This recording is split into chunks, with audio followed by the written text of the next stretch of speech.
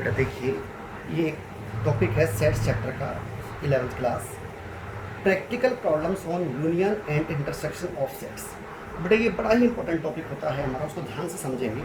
बेटा आप जैसे जानते होंगे दो तरीके के सेट्स होते हैं, एक होता है डिसजॉइंट्स और एक होता है कंपेरेबल। डिसजॉइंट सेट्स वो सेट होते हैं जिनमें कोई भी कॉमन नहीं होता है। मान लीजिए कि ए फैमिली थी, इसमें नंबर ऑफ एलिमेंट्स ए हैं, नंबर ऑफ एलिमेंट्स भी, यहाँ पर हम इसको कार्डिनलिटी नंबर बोलते हैं बेटे। तो अगर मैं इनका ए यूनियन बी की बात करता हूँ तो ए यूनियन बी का मतलब है बेटे जो हमारा टोटल स्पेस ऑक्यूपाई करेंगे ये दोनों circles, that is known as A union B.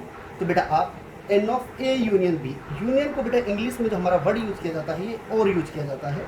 इसका फॉर्मूला क्या बनेगा बेटा, n A plus n B, यानी इन दोनों की टोटल स्पेस को हम ऐड कर दें। जबकि बेटा आप जानते होंगे दूसरे हमारे जो सेट्स हैं दैट इज कंपेरेबल सेट्स।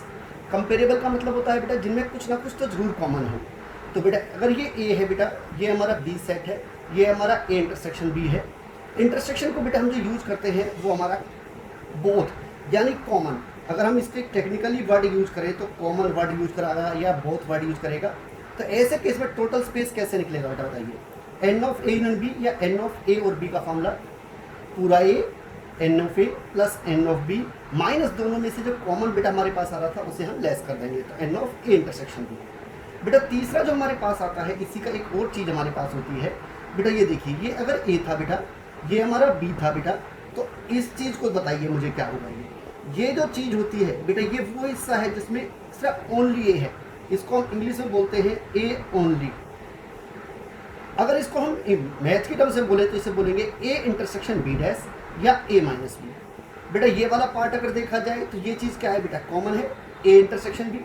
और बेटा ये वाला पार्ट अगर हम देखें तो ये चीज़ क्या है बेटा हमारी, ये वाली चीज़ देखें तो ये हमारा है बी ओनली, बी ओनली।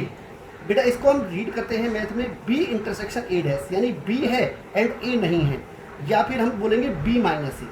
तो बेटा अगर देखा जाए तो अगर हम एक ए और बी का फॉर्मूला और बना सकते हैं, जो टोटल स्पेस है वो तीन पार्ट से बन रहा है, एक ये वाला बेटा, एक ये और एक ये चीज़ देखो।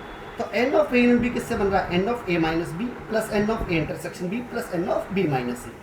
बेटा इसी चीज़ से हम एक और फॉर्मूला भी बना सकते हैं, जरा ध्यान से देखें।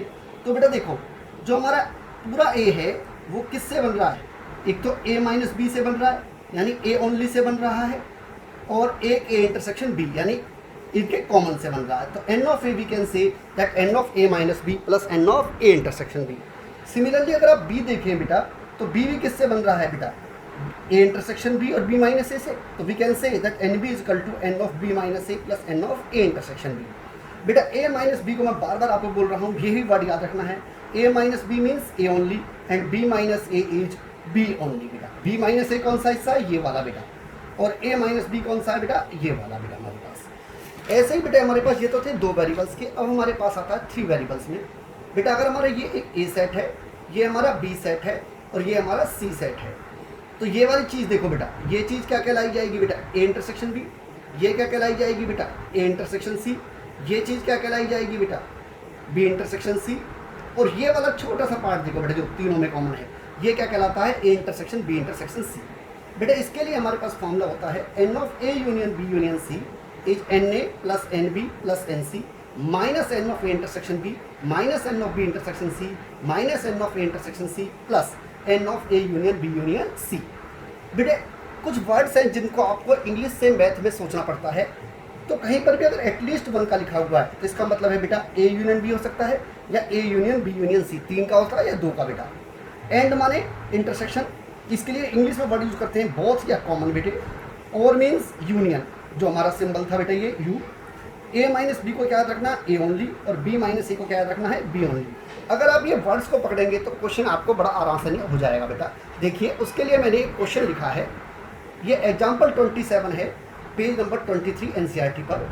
कहता there are 200 individuals with a skin disorder, 120 had been exposed to chemical C1 and 50 to chemical C2 and 30 to both chemical C1 and C2.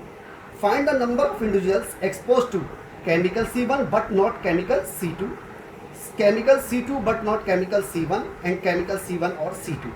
बेटा अगर आप इसके क्वेश्चन को देखें तो बेटा मैंने जो टोटल आदमी है 200। बेटे यहाँ पर बच्चा कन्फ्यूजन होता है कि ये ए यूनियन बी दे रखा है क्या, बेटा जरूरी थोड़ी है कि कुछ आदमियों को केमिकल C1 या C2 से बीमारी हो ही ना, परंतु हमारे शहर में कितने आदमी हैं 200, तो इसको हम यूनिवर्सल बोलते हैं, N of U is equal to 200। बेटा इन्होंने बोला केमिकल C1 से जो हमारे एक्सपोज है वो 120 है, C2 से बेटा हमारे 50 है, और दोनों से जो कॉमन है वो 30 है। बेटा ड्राइंग के अकॉर्डिंग बात देखिए तो बेटा जरा देखिए, ये हमारा सर्कल 2 C1 एंड C2 है, ये वाला हिस्सा पार्ट क्या बनेगा C1 माइनस C2, ये क्या बनेगा C1 इंटरसेक्शन C2, और ये C2 माइनस C1। तो पहला क्वेश्चन मांगा है chemical C1 but not chemical C2। बेटा इसका मतलब मुझे बता सकते हैं कि C1 ओनली, यानी C1 का पार्ट चाहिए ओनली, जिसे मैं इंग्लिश में को मैथ में क्या बोलूँगा बेटा C1 माइनस C2 बोलूँगा। तो बेटा मैंने आपको एक फॉर्मूला बनाया था अभी पीछे कि N ऑफ C1 किसके इक्वल होगा, N of C1 minus C2 plus N of C1 intersection C2। आपको लर्न करने की जरूरत नहीं है, आप ड्राइंग के अकॉर्डिंग देखिए, जो पूरा C1 है वो किससे बन रहा है, C1 माइनस C2 से बन रहा है, और C1 इंटरसेक्शन C2 से बन रहा है। तो इस सिंपली मैंने इनकी वैल्यू डाली 120 is equal to N of C1 minus C2 plus 30 बेटा। तो यहाँ से मैंने सॉल्व किया तो N of C1 minus C2 की वैल्यू क्या हो जाएगी बेटा 90। सिमिलरली इन्होंने मांगा सेकंड पार्ट, केमिकल C2 वाले तो हों बट केमिकल C1 वाले ना हों। तो बेटा ओनली C2 है, इसका मतलब क्या होगा C2 ओनली, या हम क्या कह सकते हैं C2 माइनस C1। बेटा वही ड्राइंग अगर हम दोबारा देखें तो जो C2 है बेटा देखा जाए तो किससे बन रहा है, C1 इंटरसेक्शन C2 और C2 माइनस C1 से बन रहा है। तो बेटा मैंने N ऑफ C2 का फॉर्मूला लिखा N of C2 minus C1 plus N of C1 intersection C2। तो यहाँ पर हमारे पास देखो बेटा N ऑफ C2 50 दे रखा था, N of C2 minus C1 मुझे पता नहीं है और ये मुझे 30 पता था, तो N of C2 minus C1 कितना आ गया बेटा 20 आ गया। सिमिलरली बेटा अगर थर्ड पार्ट देखें तो इन्होंने मुझसे पूछा है बेटा केमिकल C1 और C2। तो बेटा और मीन्स मैंने क्या बताया था बेटा, यूनियन बताया था। तो N of C1 union C2 का फॉर्मूला मैंने बताया N of C1 plus N of C2 minus N of C1 intersection C2। तो बेटा हमारे पास 120 है, ये हमारा 50 दे रखा था, माइनस 30 दे रखा था, तो हमारा आंसर कितना आ गया बेटा 140। बेटा अगर आप चाहते तो इसको एक फॉर्मूले से और भी यूज कर सकते थे, N of C1 union C2 is equal to N of C1 minus C2 plus N of C1 intersection C2 plus N of C2 minus C1। अभी देखिए पीछे आपने सारी वैल्यूज निकाली थी, C1 माइनस C2 बेटे जो आपने निकाला था वो कितना आया था आपका 90 आया था बेटा। C1 इंटरसेक्शन C2 बेटा आपके पास कितना दे रखा था, ऑलरेडी गिवन था बेटा, कितना था बेटा वो 30 दे रखा था, और C2 माइनस C1 बेटे अभी आपने पीछे निकाला 20 आया था। तो मेरे को लगता है कि इसका टोटल कितना होगा बेटा 140। अभी पीछे आपने C2 माइनस C1 20 निकाला हुआ था बेटा, तो टोटल मेरा आंसर कितना हो गया। तो इस दो तरीके से भी हम इस क्वेश्चन को निकाल सकते थे, ये हमारा पार्ट बन सकता था।